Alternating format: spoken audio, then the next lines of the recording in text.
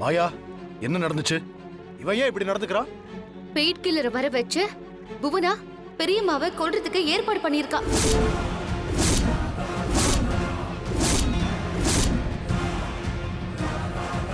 அவன் எதிர் பில்டிங்ல இருந்து பெரியம்மாவை குறி வச்சு கொல்ல பார்த்தான். அவனை கதிர எதிர்ச்சியா பார்த்துட்டு எனக்கு கால் பண்ணான். நான் இன்ஸ்பெக்டரை கூப்பிட்டுக்கிட்டு அங்க போனேன்.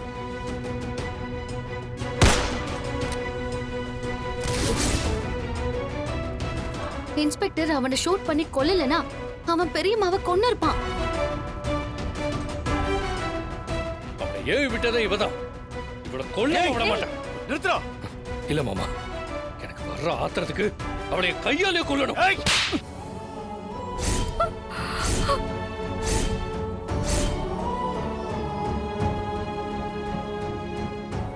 நிறுத்தன்னு சொல்லிக்கிட்டு இருக்கேன்ல, நீ என்னடா சொன்னதையே சொல்லிக்கிட்டு இருக்க?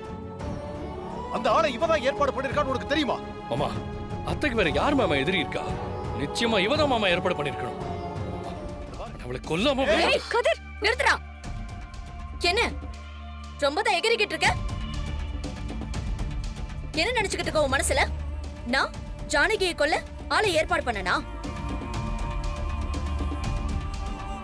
எனக்கு இவளை பார்த்து ஒரு பயமும் கிடையாது, பொறாமையும் கிடையாது. உன் மாமாவுக்கு கண்ணுக்கு தெரியாத எதிரிங்க நிறைய பேர் இருப்பாங்கல்ல.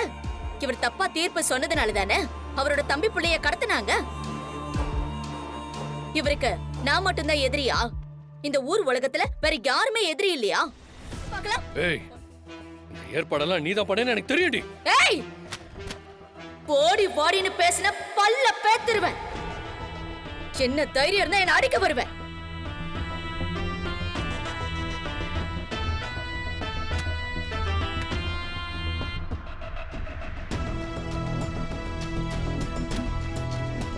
நீ யாரா?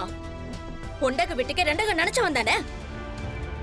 என் அண்ணன் பையனை கல்யாணம் பண்ணிக்க வேண்டிய பொண்ண இழுத்துட்டு போய் கல்யாணம் பண்ண துரோகி தானடா நீ. அனாத பயலே.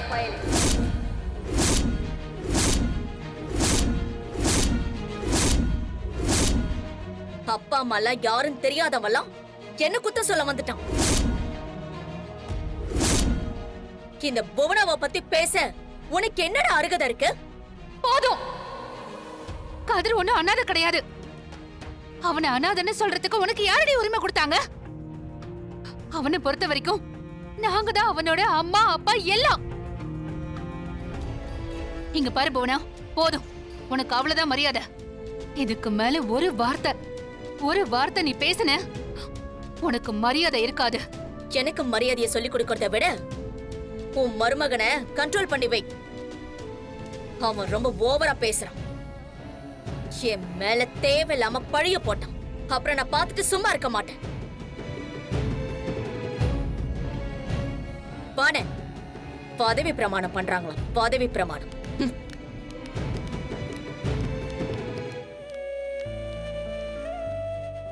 தம்பி, நீங்க ரொம்ப உணர்ச்சி வசப்படுறீங்க. சரியான ஆதாரம் இல்லாம யார் மேலேயும் பழி போட வேணாம். பாருங்க, இதனால ஒரு நல்ல சூழ்நிலையே ஸ்பாயில் ஆன மாதிரி ஆயிடுச்சு. கொஞ்சம் அமைதியா இருங்க. இட்ஸ் ஓகே, விடுங்க. அவங்க தான் போயிட்டாங்கல்ல, இனி எந்த பிரச்சனையும் வராது. சரிங்க சார். இதுக்கு பின்னாடி யார் இருக்காங்கன்னு தெரிஞ்சுக்கிட்டு அவங்கள உடனே கைது பண்ணுங்க. Okay sir. இப்போதைக்கு ஃபங்க்ஷன் நல்லபடியா நடக்கட்டும். அவங்களுக்கு பதவி பிரமாணம் பண்ணி okay sir. Okay sir. Okay sir.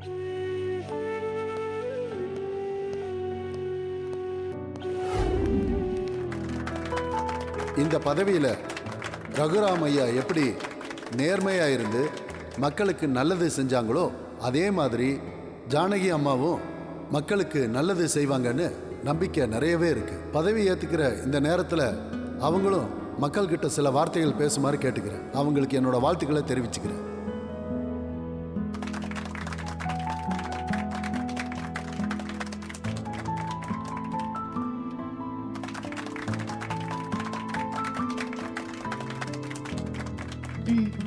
வணக்கம். என்னோட உலகமே வீடுதான் இருந்துச்சு. வீடு, கோவில், குடும்பம், இவ்வளவுதான் எனக்கு தெரியும். இந்த நேரத்துல ஒரு தவறான ஆள் இந்த பதவிக்கு வந்துடக்கூடாதுங்கிறதுக்காக வேற யாரு வந்தாலும் அவங்க உயிருக்கு ஆபத்து இருக்குங்கிற பட்சத்துல என் கணவர் என்னை இந்த தேர்தலில் நிறுத்தினாரு. நீங்களும் என் மேல நம்பிக்கை வச்சு என்னை ஜெயிக்க வச்சீங்க. உங்க நம்பிக்கையை நான் கண்டிப்பா காப்பாத்துவேன்.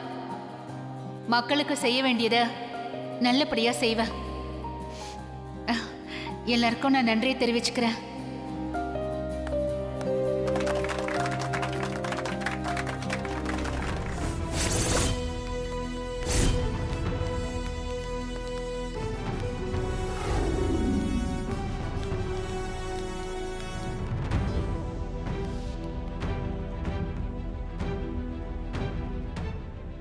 மேடம், உங்க சீட்ல உட்காருங்க. உட்காரு. ம்.